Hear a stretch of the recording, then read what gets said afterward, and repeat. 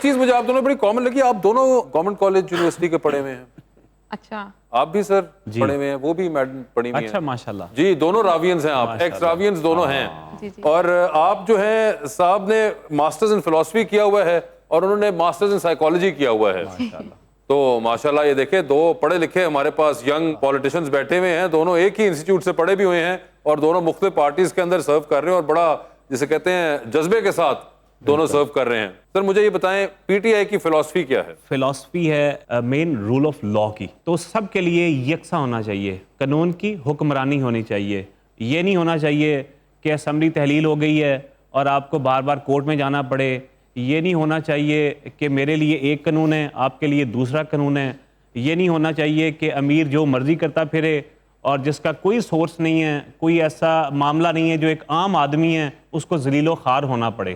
یہ مین عمران خان صاحب کا یہ فوکس ہے. آپ کے خیال سے یہ فلسفی ہے مین. سلمہ جی اب مجھے بتائیے, آپ نے تو پیس اینڈ کانفلکٹ ریزولوشن کے اسپیشلائزیشن کی ہوئی ہے, تو ایسے تو نہیں ہوتی کانفلکٹ ریزالو جس طرح آپ چاہ رہی ہیں, یہ کیسے ہوگی ریزالو؟ جی ہمیں کانفلکٹ ریزالو کرنے کے لیے سب سے پہلے رویے بدلنے پڑیں گے اور ڈیزائن کی جو آپ بات کر رہے تھے ڈیزائن چینج کرنا پڑے گا. اب ہم صرف پروپیگنڈسٹ سوشل میڈیا پہ بٹھا کے اور روبوٹس کی مدد سے لوگوں کو, جو آپ فلسفی کی بات کر رہے تھے, بیسکلی انہوں نے سائیکالوجی کو پلے کیا, اوور پلے کیا. انہوں نے بچوں کو, ینگ لوگ تھے, پلیٹ فارم تھا ایک سوشل میڈیا کا جس میں بہت زیادہ یوتھ تھی, اٹریکٹ ہو رہی تھی, یوتھ کو ایک آئیڈینٹی ملی, پلیٹ فارم ملا. اس کا جو مس یوز ہے, ابیوز جتنا زیادہ کامیابی سے عمران خان نے کیا اور پی ٹی آئی نے کیا, میں بالکل اعتراف کرتی ہوں, کوئی اور نہیں کر سکا.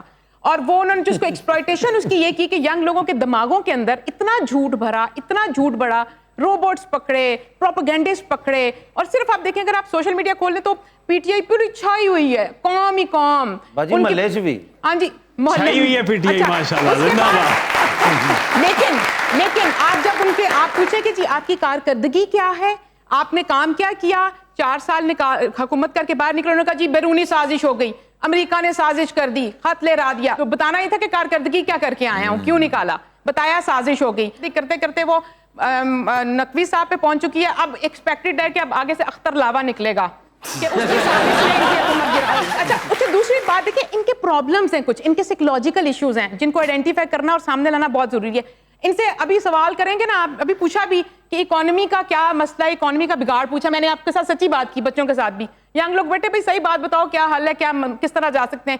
انہوں نے کہا نہیں مریم باہر سے آئی ہے, اکانومی بگڑ گئی ہے. اب آپ اس جملے کا آپ دیکھیں مقصد کیا ہے کہ مریم باہر سے آئی ہے, اکانومی بگڑ گئی ہے. مجھے مطلب کوئی کسی کو بھی کہے نا کہ اس کی آپ ریلیونس نکال دیں, کوئی ایک بندہ بھی پورے پاکستان میں اس کی ریلیونس نہیں نکال سکے گا. اس کا مقصد صرف یہ آپ لوگوں کا خون جلانا ہے. نہیں بالکل. اچھا خون یہ اپنا جلا رہے ہیں کیونکہ یہ اب خوف زدہ ہیں. ان کو پتا ہے کہ اب مریم آئی ہے, اب چیزیں ریویمپ ہو رہی ہیں. ینگ لوگوں کو ہم جب کھول کھول کے بتائیں گے کہ جی پچھلے 4 سال میں کیا گند گھولا گیا اور کس طرح سے لوگوں کو الیکشن میں بالکل نہیں جانا چاہتے, ایک چیز کے اوپر ادھیڑ کر. نہیں الیکشن ہوگا, ہم الیکشن لڑیں گے اور ہم الیکشن انشاءاللہ جیتیں گے. باقی سب تو ٹھیک ہے, آپ نے انشاءاللہ جو صرف آخری والے پارٹ پہ کہا, آپ کو چاہیے تھا الیکشن ہوگا انشاءاللہ. پہلے ایک انشاءاللہ شروع میں, ایک انشاءاللہ اینڈ میں, اور انشاءاللہ کانسٹیٹیوشن کے حساب سے ہوگا. جی انشاءاللہ. اور انشاءاللہ 90 دن کے اندر ہوگا. یہ میں نہیں کہہ سکتا.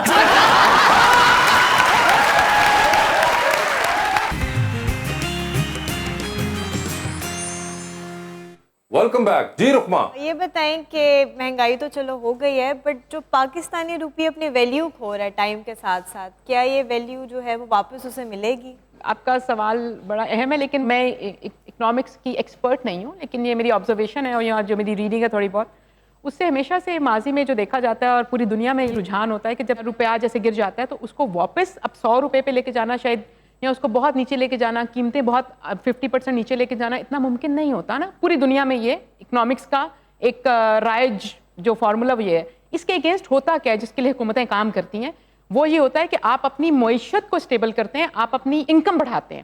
جب آپ انکم جنریٹ کرتے ہیں اور وہ اس قابل بناتے ہیں لوگوں کو کہ وہ میٹ کر سکیں ان قیمتوں کو جو اب اوپر چلی گئیں. آپ پوری دنیا میں دیکھ لیں, جو ہم کووڈ میں کہتے تھے مہنگائی آئی, پاکستان میں بھی آئی, باقی ممالک کی ابھی تک اس کو تھوڑا بہت, ویسے تو برے حالات ہیں. میں لندن گئی ہوئی تھی اور میں ایئرپورٹ پہ اتری, 1 گھنٹے کے بعد مجھے ڈاکہ پڑا, ہر چیز میری لوٹ کے لے گئے وہ میرے سے. لندن میں؟ جی لندن میں, سینٹرل لندن. किंग्स क्रॉस पे। अभी हालिया 2-3 महीने पहले मेरे साथ बहुत बड़ा हादसा हुआ। अब वहाँ पे जब मैंने पूछा कि जी, पुलिस ने कहा कि जी बिकॉज इन्फ्लेशन बहुत है, बेरोजगारी बहुत होगी, तो इसलिए हमारे इस तरह के वाकयात बहुत बढ़ गए, और दिन में 12 से 15 पुलिस ने मुझे बताया, और ऊपर से मुझे बता रहे उल्टा कि 12-15 होते हैं, कोई बात नहीं, खैर आप हौसला रखें, आप अकेली नहीं है जिसके साथ ये हुआ। अच्छा, एनीवेज, बताने वाली बात ये कि उन ममालिक में क्योंकि इनकम साथ में ज्यादा है, डेली वेजेस जो हैं वो हमसे स्ट्रॉन्ग है उनकी इकोनॉमी, तो अभी तक उसको सस्टेन करें। मेरा ये ज़ाती तौर पे ख्याल है कि हमें शायद पूरी दुनिया इस पे बैठेगी और हमें कोई न्यू इकोनॉमिक वर्ल्ड ऑर्डर लेके आना पड़ेगा, क्योंकि जिस शिद्दत से महंगाई हुई है और तीसरी दुनिया से ज़्यादा मुतासिर हुई है और जिस तरह से रुपया गिरा है, तो हमें इसके अगेंस्ट बेसिकली हमें we need to focus on income generation. मेरा ये ख्याल है कि हमें अपने नौजवानों को इस काबिल बनाना होगा, हमें नए नौजवानों के लिए एंटरप्रेन्योरशिप मॉडल्स इंट्रोड्यूस कराने होंगे कि नौजवान पढ़ लिख कर और वैसे भी जो काम करते हैं टेक्निकल एजुकेशन में, वो पाकिस्तान के अंदर काम कर सके, इनकम जनरेट कर सके, ना ये कि ब्रेन ड्रेन होता रहे, जिसके पास 4 जमातें पढ़ ली या जिसको मौका मिला वो बाहर जाना चाहता है। तो इस चीज को रोकने के लिए हुकूमत को इनकम जनरेशन मॉडल्स लेकर आना पड़ेंगे। मेरा ये ਭਾਜੀ ਜਦੋਂ ਡਾਕੂ ਤੁਹਾਨੂੰ ਯੂਕੇ ਪਏ ਤੇ ਤੁਸੀਂ ਉਹਨੂੰ ਦੱਸਣਾ ਅਸੀਂ ਨੂਨ ਲੀਗ ਦੇ ਆ।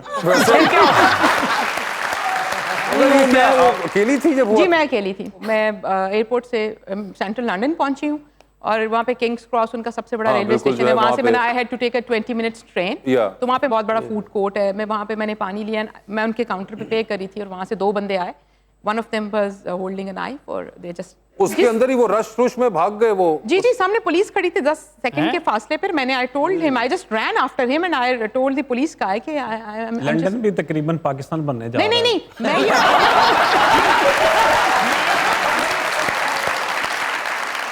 अल्लाह न करे कि लंदन पाकिस्तान एक जैसा बने, क्योंकि मेरा ये आज भी मानना है कि लाहौर के लिबर्टी से किसी खातून से रात के 8 साढ़े 8 बजे कोई भी युमाई का लाल बस्ता छीनकर बैग छीनकर भाग नहीं सकता। इस तरह नहीं, बिल्कुल उस तरह, मगर ये बड़ा एक सैड इवेंट है कि किंग्स क्रॉस और इतना बड़ा स्टेशन है। मैं यहाँ पे बयान नहीं कर सकती कि कितना ज्यादा मुझे नुकसान हुआ। पासपोर्ट चला गया, मोबाइल चला गया, ऑल माय मनी, मेरे ATM cards, everything I lost. बहुत एक ट्रॉमेटिक एक्सपीरियंस होता है, खास तौर पे बाहर के मुल्क में अगर हो तो वैसे ही वो एक इंसान अभी पहुंचा ही और ऊपर से ये, और 4 घंटे सड़क पे गुजारे मैंने। ओए होए, अच्छा जी, आपने एवनफील्ड ही चली जाती एवनफील्ड तो मैं गई थी बिल्कुल, डेफिनेटली। ਬਸ ਭਾਈ ਮੀਆਂ ਸਾਹਿਬ ਨੂੰ ਇਹਨਾਂ ਨੇ ਜਾ ਕੇ ਮੇਰਾ ਪਾਸਪੋਰਟ ਲੈ ਗਏ ਨੇ, ਕਹਿੰਦੇ ਮੇਰਾ ਆ ਬੜੀ ਮੁਸ਼ਕਲ ਨਾਲ ਬਣਿਆ, ਬੜੀ ਵੇਟ ਬਣਿਆ ਉਹਨਾਂ ਨੂੰ। वैसे